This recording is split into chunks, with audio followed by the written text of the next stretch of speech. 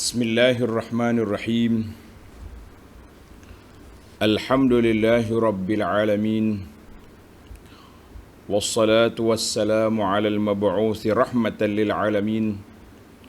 Nabiyyina wa habibina wa qudwatina Muhammad ibn Abdullah wa ala alihi wa sahbihi wa man sara ala nahjihi wa ihtada bihadihi wa istanna bisunnati ila yaumiddin. Amma ba'du. Muslimin dan muslimat, para pelajar, para penonton sekalian, Assalamualaikum warahmatullahi wabarakatuh. Alhamdulillah, pada pagi ini 10 hari bulan 10 2021 bersamaan dengan 3 Rabiul Awal 1443, kita dapat meneruskan pengajian kita dalam tafsirul Quran surah Ar-Rum. Surah Ar-Rum, surah yang ke-30, juzuk yang ke-21.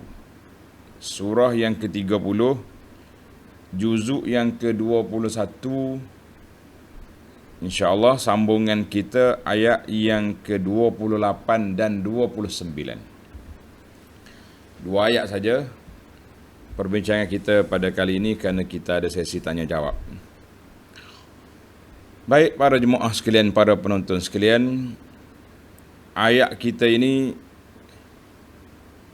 Allah SWT buat bandingan, analogi sebuah syarikat yang besar dengan bandingan dengan ahli-ahli syirik terhadap Allah Azza wa Jalla supaya kita mudah faham.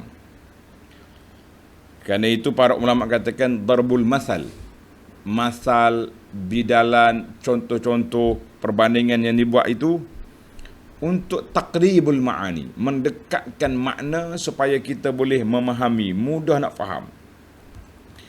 Bagaimana kamu tak suka, toke-toke tak terima orang lain nak mari jadi partner kamu, bagaimana pula kamu hamba boleh jadi partner kepada Allah Maha Pencipta? Ini suatu pembahagian yang tidak logik dan tidak masuk akal dan tak boleh diterima. Ini satu perbandingan yang Allah Subhanahu Wa Taala buat kepada kita supaya kita berfikir. Baik para pelajar sekalian, ayat kita ini ayat 28 dalam surah Ar-Rum. Bagi jemaah yang yang ada tafsir pimpinan Ar-Rahman edisi Jawi, muka surat 872. Muka surat 872. Kita baca ayat, kemudian kita pergi kepada penjelasan dan huraiannya insya-Allah. Tengok ayat 28.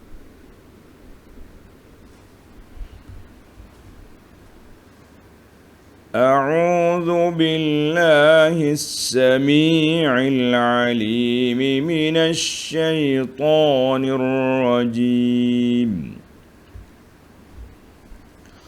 ضرب لكم مثلا من أنفسكم هل لكم مما ملكت أيمانكم من شركاء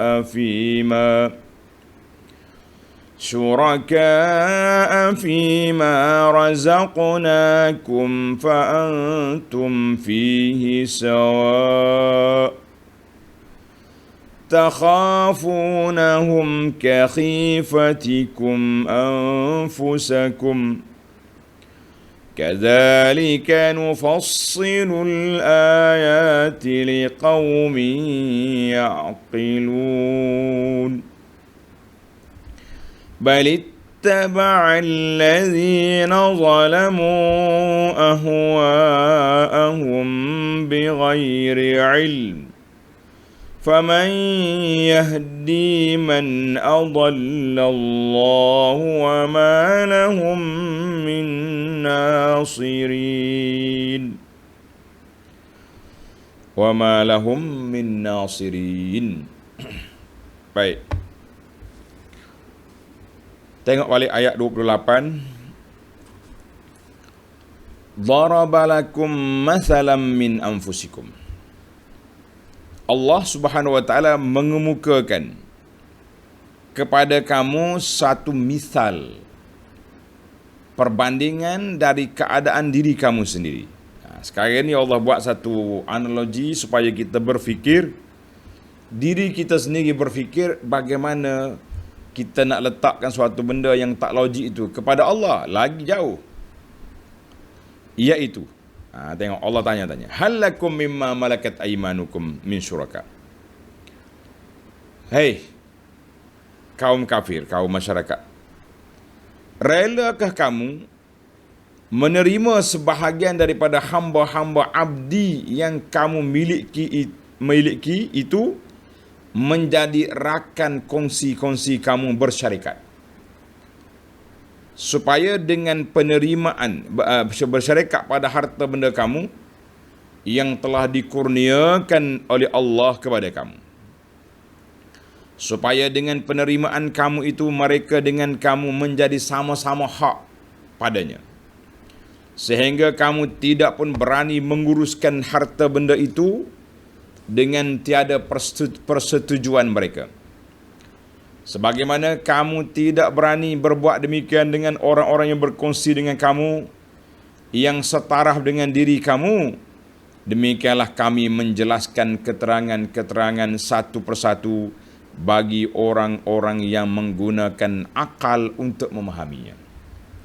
Baik para pelajar sekalian, itu terjemahan kepada ayat 28. Jadi analogi yang Allah Ta'ala buat ini dengan sebuah syarikat. Tengok huraian di bawah. Tak lengkap dengan huraian, kita tambah lagi, insya-Allah. Nota 1386, ayat-ayat suci ini ditujukan kepada kaum kafir musyrik.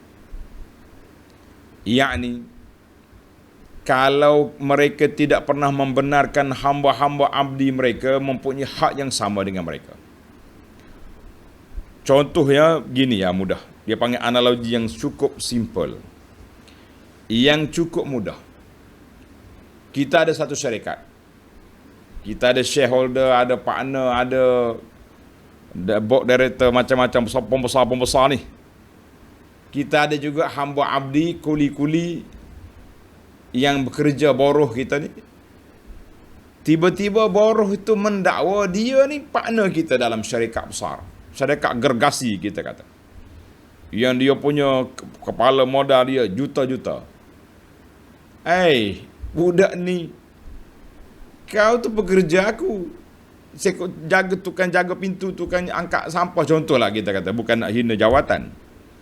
Ini satu analogi bandingan. Tiba-tiba kawan tu pergi declare, tulis kat Facebook dia ke, masuk dalam khabar ke mana-mana, dia ni satu setarah dengan bos besar, dengan COO, dengan COO. Apa agak awak pagi ni? Lalu makan ke tak lalu makan? Sudah tengok di Facebook, kawan tu sengih suka. Saya setarah dengan bos besar. Logik tak logik? Sudah pasti kamu tak boleh terima. Tengok Allah Ta'ala buat bandingan yang cukup simple, yang cukup mudah, supaya kita mudah faham dalam perkara ini. Maka kalau kamu tak boleh terima mereka menjadi share, jadi sekutu kamu dalam syarikat besar ini, maka bagaimana mereka tergamak, puak-puak kafir, mempersekutukan Allah Subhanahu wa taala dengan makhluk-makhluk yang mereka sembah dan yang mereka harapkan pertolongannya untuk mendapat keampunan dan belas kasihan, sedang sekalian makhluk adalah kepunyaan Allah Azza wa Jalla yang diciptakannya dan dikuasainya dengan sepenuh-penuh kuasa, sehingga tidak ada siapa pun yang dapat membuat sebarang permohonan untuk menolong melainkan dengan izinnya. Jadi analogi ini kalau tak syarah pun, ana rasa para pelajar sudah jelas, sudah nampak apa cara Allah SWT minta supaya kita berfikir. Kerana itu Allah Ta'ala akhir ayat kita ni, liqaumin yaqilun, bagi orang yang memang betul-betul berakal, akalnya waras, pemikirannya molek. Istilah budak-budak lah ni, tidak minum air ketung. Itu bahasa orang netizen sekarang tak. Mana akal dia waras, pemikirannya baik, takkan boleh terima benda tadi. Dia ni hamba-Mu. Bukan sakat pegawai, bukan sakat staf dia. Hamba mamluk yang dimiliki. Tiba-tiba dia mengaku jadi share kita, jadi partner kita, sudah tentu kita tak boleh terima dalam isu ni. Bagaimana pula kamu boleh bagi kepada Allah, partner-partner boleh bagi pula kepada Tuhan, sekutu-sekutu yang sangat tidak berautoriti, yang sangat tidak ada kemampuan nak menguruskan, nak menjadikan sama dengan Allah Azza wa Jalla. Maka ini satu perbuatan yang cukup tidak logik, yang cukup tidak bermoral, yang cukup tidak beradab, beretika dan berakhlak. Maka para jemaah sekalian, itulah yang kita nampak di dalam kehidupan kita seharian ini. Alhamdulillah. Baik, sekarang kita masuk kepada penjelasan daripada kitab kita ni. Alhamdulillah, kitab Al-Muharrar ini menarik tuan-tuan. Munasabatul ayat, susunan ayat ini dengan ayat sebelumnya. Allah Subhanahu wa taala nyatakan masal perbandingan ini untuk nak menyatakan Allah Maha berkuasa untuk menghidupkan balik manusia. Allah Ta'ala Maha berkuasa untuk menghidupkan balik manusia selepas mereka mati. Sekarang ni mereka hidup, nanti bila mati macam mana kita nak ulang balik? Darabal masal li imkani i'adatil khalqi. Setelah Allah Subhanahu Wa Ta'ala jelaskan kepada kita dalil Allah Ta'ala yang memulai penciptaan makhluk ini. Dalam ayat yang lepas kita dah baca, Allahul ladzi yabda'ul khalqa. Allah yang menciptakan makhluk. Baik. Kemudian dibawa pula dalil-dalil kekuasaan Allah Ta'ala dalam ayat 19, yukhrijul hayya minal mayyit. Allah Ta'ala keluar yang hidup dari yang mati. Dan wa yuhyil arda ba'da mautiha. Allah Ta'ala kata supaya kamu nampak, sekali lagi aku buat contoh bandingan, mu tengok pokok yang kering kontang, tiba-tiba turun hujan, hijau balik. Supaya ini semua susunan dalil. Ini dipanggil ilmu tadabbur para jemaah sekalian. Ini semua susunan dalil yang menunjukkan kepada dua asas kepercayaan kita. Yang pertama, aslu al-wahdaniyah, asal kepada keesaan Allah Azza wa Jalla. Allah Ta'ala itu esa, Allah Ta'ala tunggal, la syarika lahu, tidak ada sekutu baginya sama sekali. Dan menjadi aslul ba'si, asal kepada kebangkitan semula. Manusia ni akan dibangkit balik oleh Allah Azza wa Jalla. Maka supaya mudah kamu faham, Allah SWT bawa mari satu contoh bandingan bitamsil wat taqrib. Buat bandingan supaya kamu mudah faham. Kalau kamu tak boleh terima, siapa nak terima?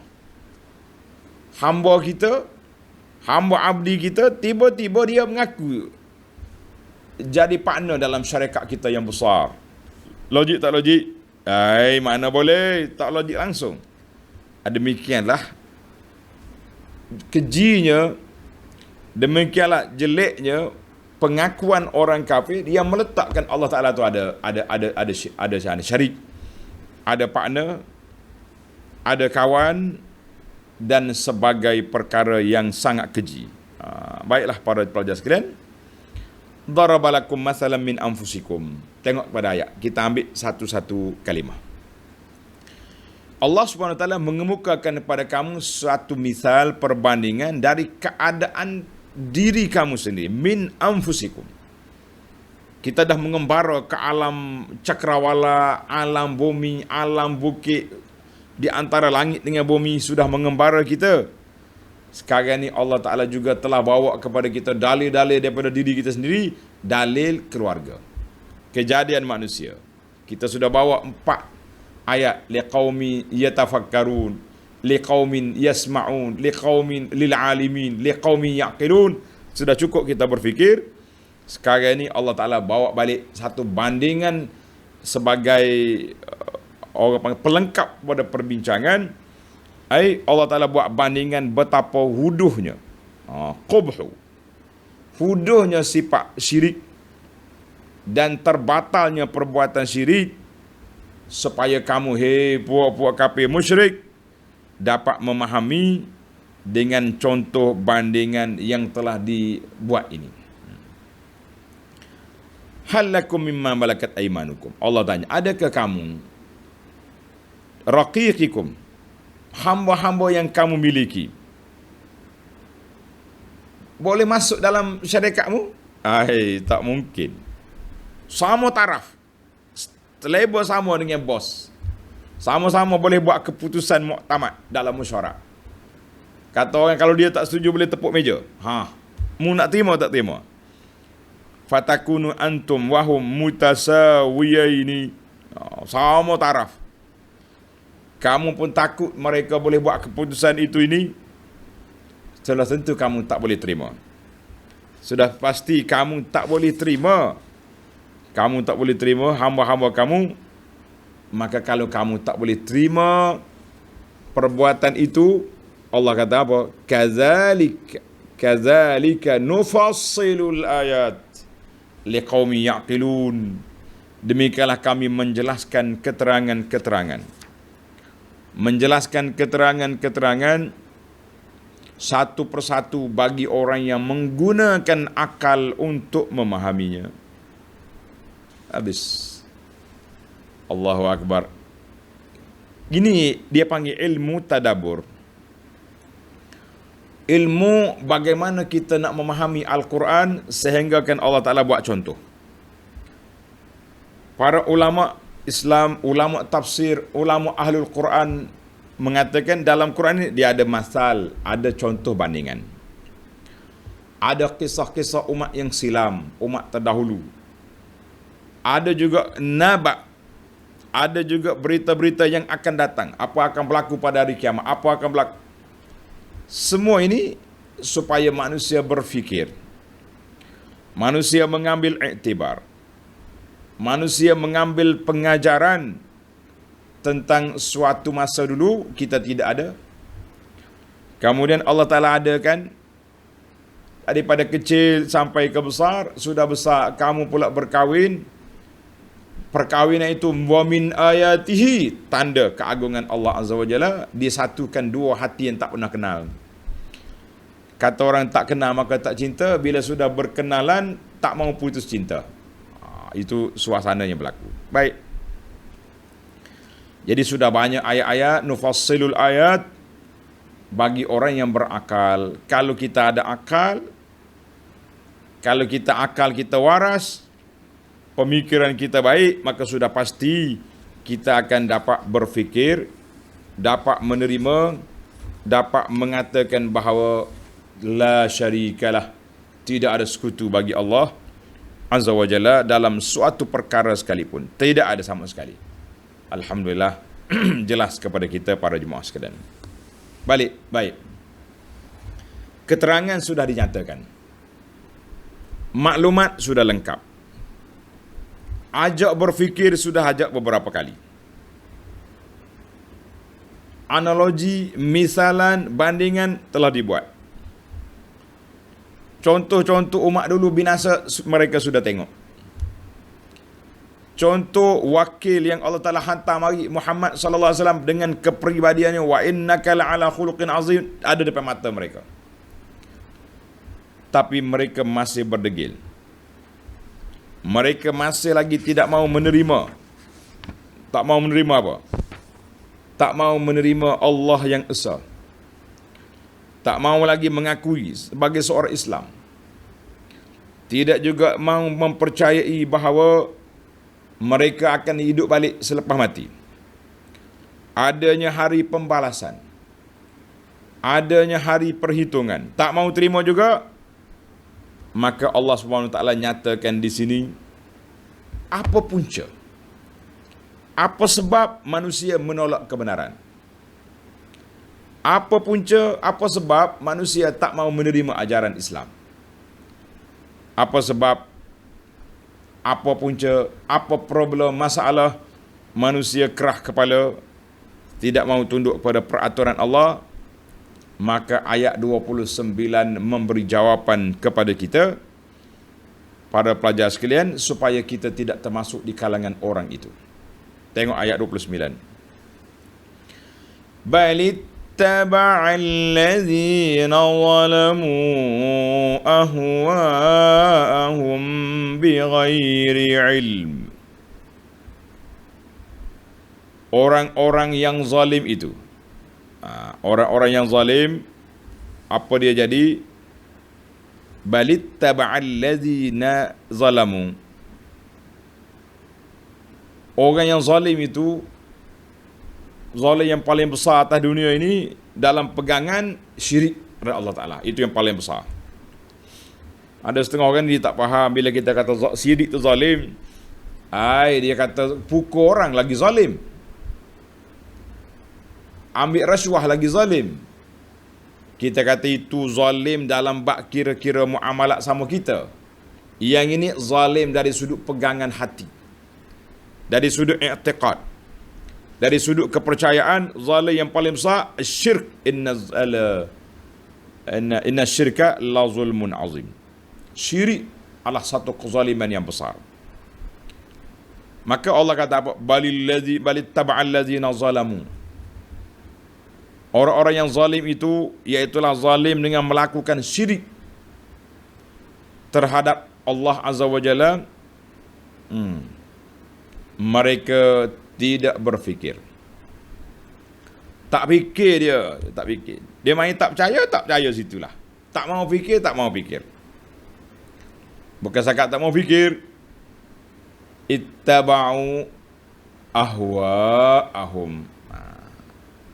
Sebenarnya bahkan mereka menurut hawa nafsu mereka melakukan syirik bighairi ilmin, dengan tidak berdasarkan ilmu pengetahuan. Hak dia buat syirik, yang dia ambil buat sesuatu kepada Allah Ta'ala itu bukan dengan ilmu pengetahuan, tapi mengikut hawa nafsu semata-mata. Ikut hawa nafsu. Lam ya'qil ulaika alladzina zalamu anfusahum bisyirki. Orang yang zalim itu tak fikir, tak gunakan akal dia untuk berfikir terhadap ayat-ayat Allah yang telah detail dalam ayat makru'ah, yang telah nyata dalam ayat manzurah. Para pelajar, dua ayat ini kita telah ulang beberapa kali.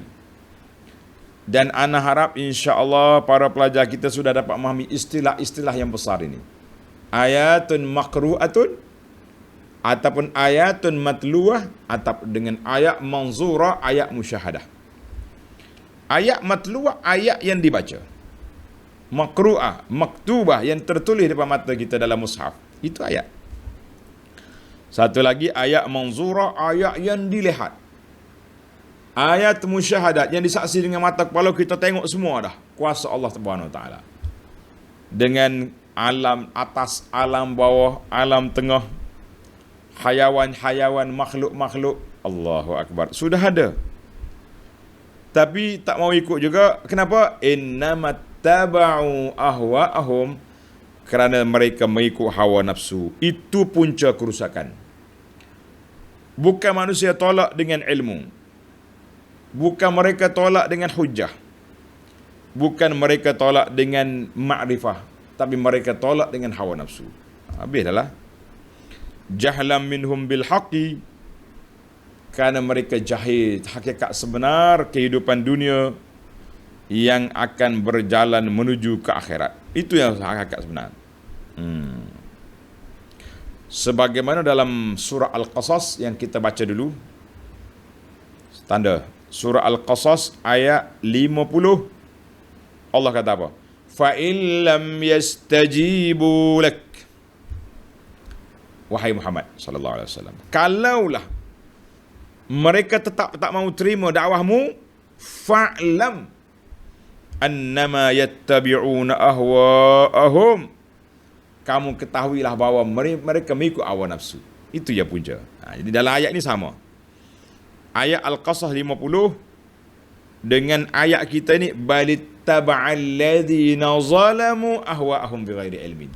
Mereka tolak kebenaran semata-mata kerana mengikut hawa nafsu tanpa ilmu. Habis cerita. Allah, jelaslah kepada kita punca kerusakan.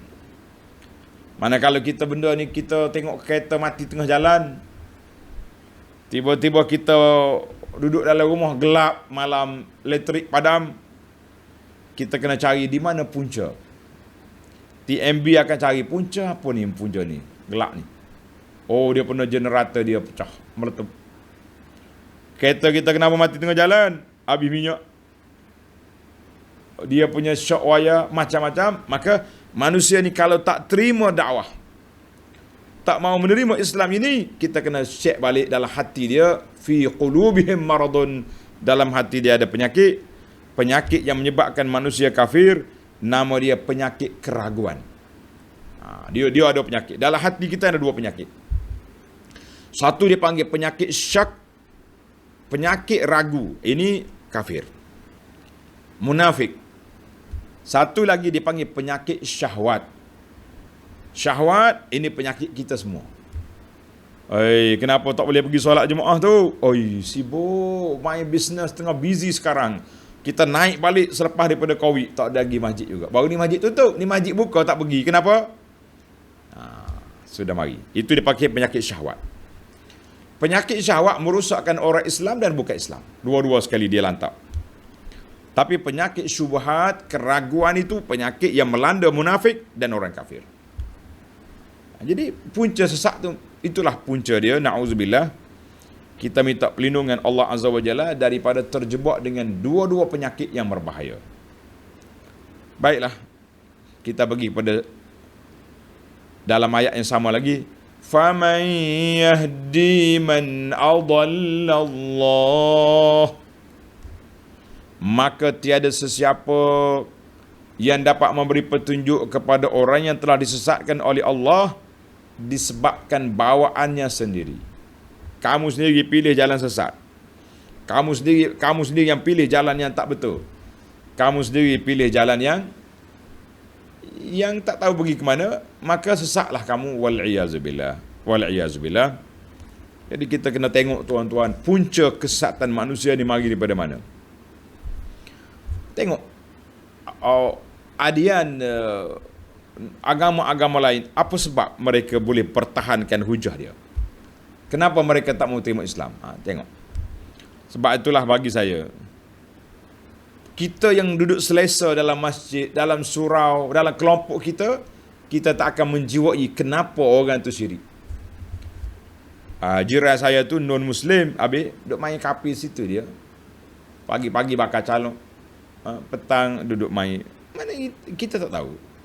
Tetapi sahabat-sahabat kita, para pendakwah yang duduk bercampur dengan orang-orang yang bukan Islam, kita boleh tengok di mana pemikiran kenapa mereka syirik. Syirik tadilah syubhat, keraguan-keraguan yang duduk dalam kepala dia. Satu lagi bukan keraguan, memang tak tahu apa. Memang tak tahu. Dia tak tahu ada Tuhan. Tuhan ada ke tak ada. Bagi dia tu ada makanan, itu Tuhan. Nak kata apa dia? Kan itulah kita dengar macam-macam orang.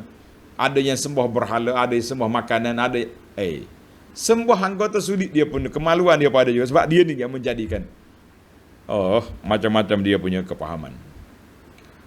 Jadi kalau kita sekali-sekala elok juga tuan-tuan dan puan-puan, kita bertemu dengan sahabat-sahabat kita yang bahagian dakwah kepada non-Muslim, kita tengok pengalaman mereka. Bagaimana interaksi dengan kaum musyrikin, apa kepahaman dia tentang Allah Azza wa Jalla. Ini sangat penting. Baiklah. Bila orang ini sesat, memilih jalan yang salah, Kita hanya tugas kita wa ma 'alaika illal balagh, menyampaikan dakwah ini kepada masyarakat. Kerja kita. Dakwah, tabligh, dia panggil dalam bahasa itu, dia panggil hidayatul irsyad. Hidayah, bimbingan, itu tugas Nabi sallallahu alaihi wasallam.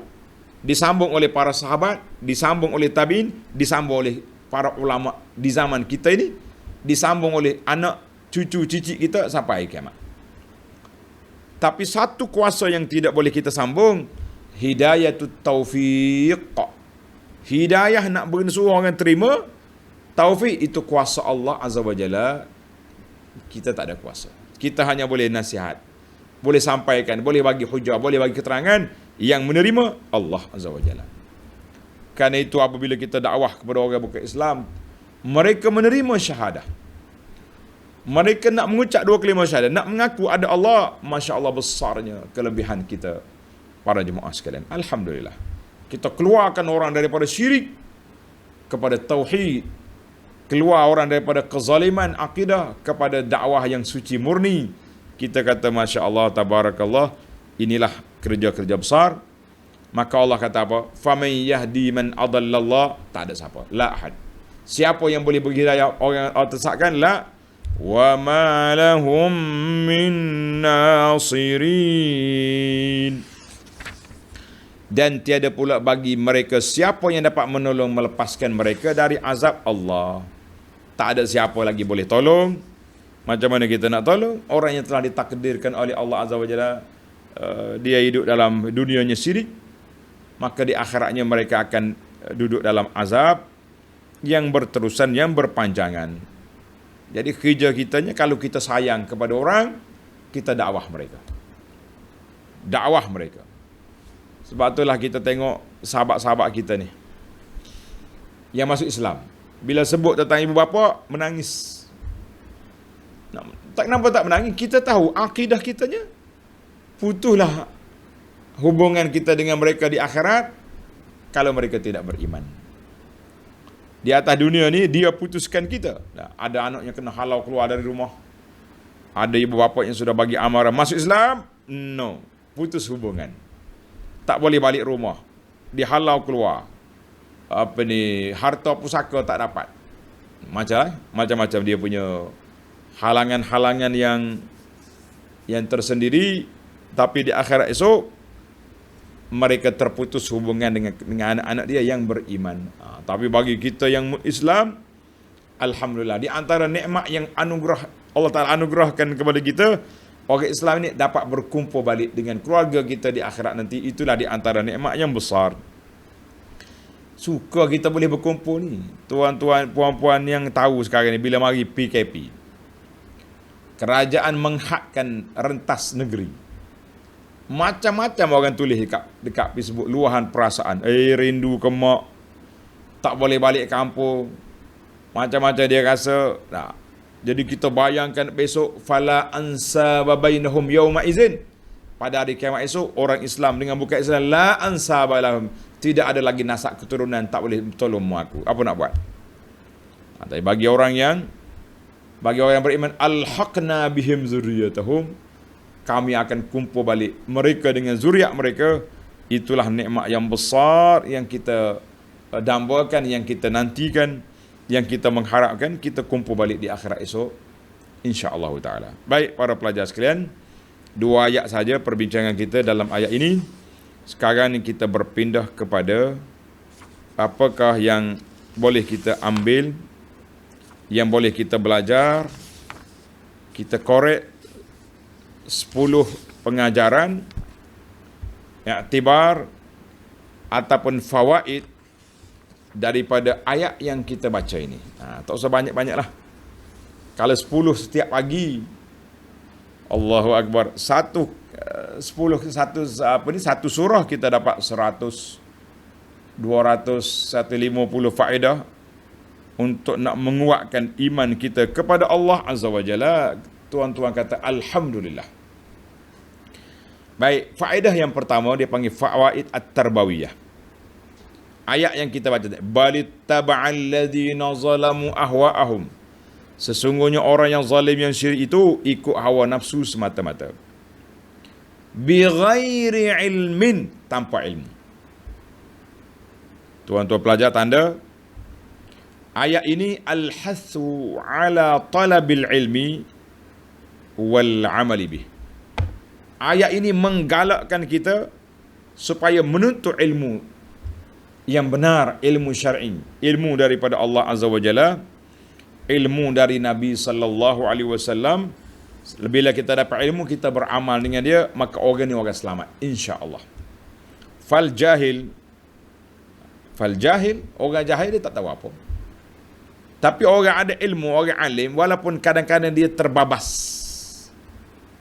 terikut hawa nafsu. Bila orang peringatkan dia balik ilmu dia, mungkin dia yutan balik. Astagfirullah, aku tersalah dulu. Tapi kalau orang jahil, dia tak tahu dia salah. Bila tak tahu dia salah, macam mana dia nak mengaku salah? Dia tak tahu pun dia salah. Macam kita pergi melawat hospital sakitri lah. Bila kita nak pergi tengok dia, agak-agak siapa gila? Dia kata kita tu orang gila mari. Na'udzubillah. Sebab dia tak tahu dia bermasalah. Kenapa dia berada di situ? Tak tahu. Baik. Yang kedua,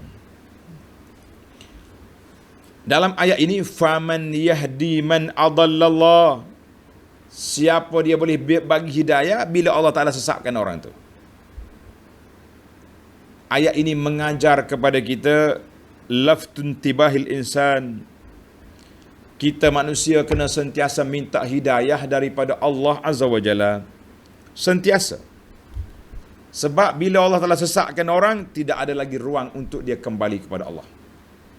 Maka tanggungjawab kita para jemaah sekalian, setiap hari 17 kali secara rasmi kita minta hidayah.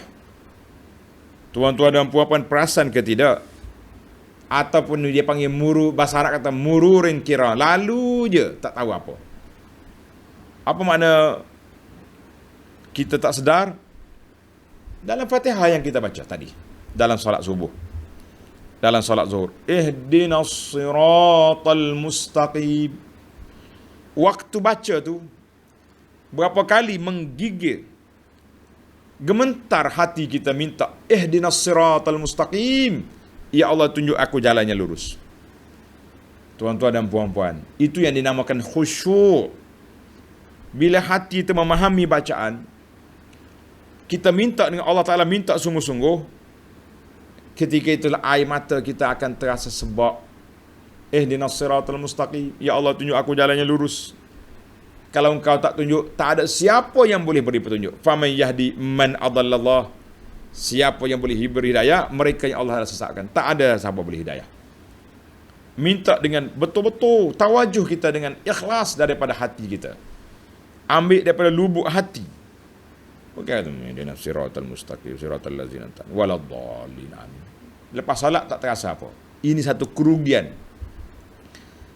Kerana itu Allah Nabi kita SAW buat bandingan analogi. Solat 5 waktu ini seperti orang yang mandi 5 kali sehari, dengan digosoknya dengan sabunnya pasti tidak ada kotor dan dosa. Tapi kalau kita mandi, kata orang mandi kerbau, terjun dalam air, tak gosok, tak apa, entah bangun pula keluar, ambil kain tuala, pakai sahut baju, kata orang, tak rasa apa.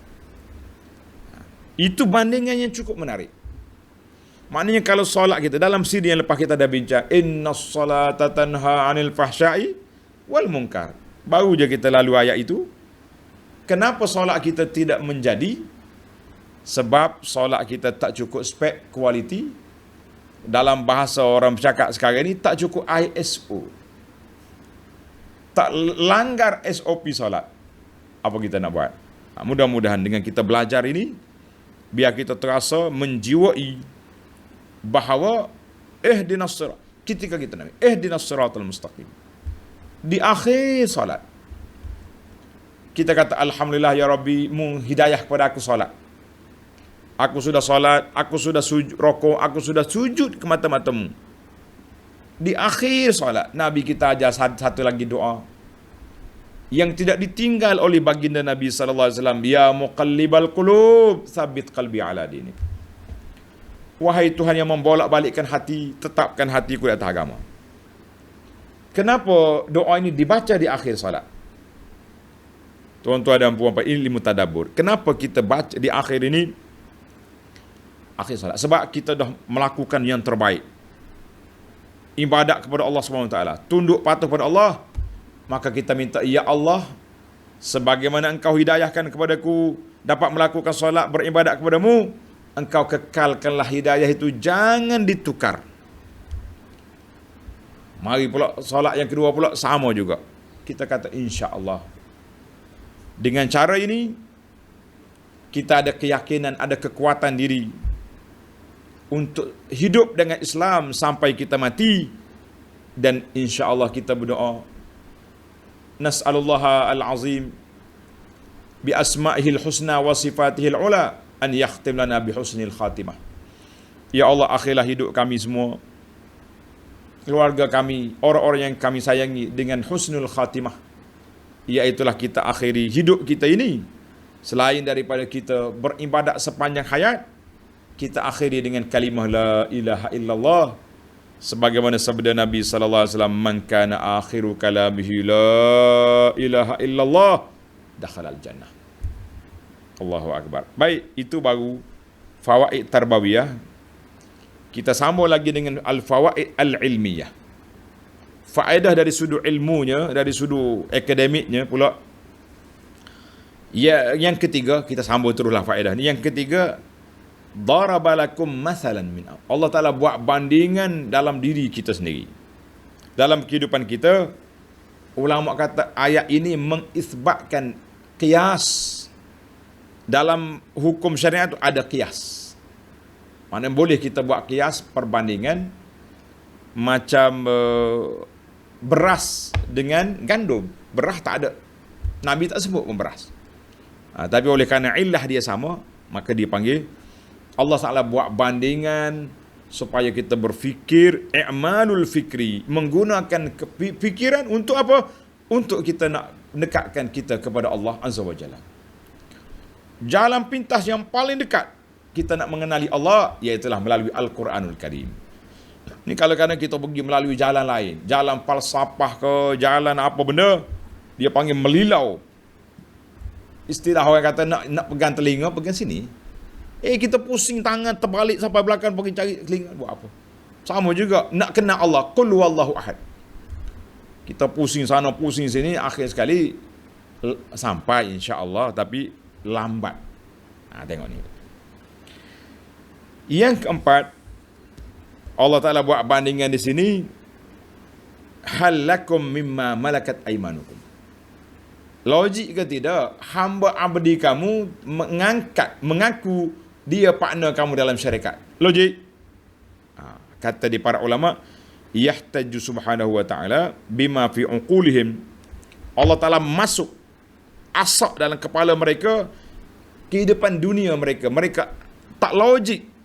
Mereka tak boleh terima hamba jadi partner syarikat. Bagaimana dengan Allah yang Maha Pencipta, tiba-tiba kamu jadikan dia syarik? La. Mantap sekali. Hujah ini untuk membatalkan kepahaman salah yang dibuat oleh puak-puak musyrikin. Yang kelima, Allah Ta'ala sebut dalam ayat, di akhir ayat, liqaumin yaqilun. Semua tanda-tanda yang aku beri, analogi yang aku buat, bandingan yang aku buat ini tak ada faedah, tidak ada nilai kecuali bagi orang yang berakal. Liqaumin yaqilun, isyarah. Isyarat pada ayat ini, siapa yang tak menggunakan akal dia untuk berfikir kepada keesaan Allah Azza wa Jalla, tidak ada syirik baginya, bimuqtada zalika kanu majanin. Kalau mereka tak berfikir, maka mereka tidak menggunakan kewarasan akal yang baik. Dalam ayat Quran ini berat lagi disebut majanin, majnun. Allahu akbar. Sekarang ni tak boleh kita terjemah kasar-kasar. Orang beragama Islam dia report polis dah, dia kata kita menghina dia. Kita tidak hina. Kita menyatakan kepemikiran yang salah itu perlu diperbetulkan. Perlu diperbetulkan. Baik. Sebab itu Allah Ta'ala buat tamsil. Dia buat bandingan itu. Satu dia panggil at-taswirul ma'ani. Gambaran supaya kita bernampak dengan kepala. Syarikat, hamba abdi, kuli kita tiba-tiba declare dia jadi partner kita dalam syarikat. Tak mungkin. Habis, mu ambil berhala sekutu dengan Allah Ta'ala tu mungkin. Lagi dahsyat. Masya Allah. Yang keenam, muttabi'ul hawa laisa ahlan an yuta'. Orang yang mengikut hawa nafsu tidak layak untuk menjadi pemimpin ketaatan, tidak sama sekali. Karena Allah Subhanahu wa taala telah sebut kepada Nabi Ibrahim alaihissalam dalam surah Al-Baqarah 124, Inni ja'iluka lin-nasi imama.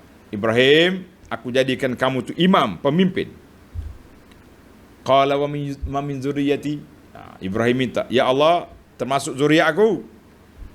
Allah kata apa? Qala la yanalu ahdiz zalimin.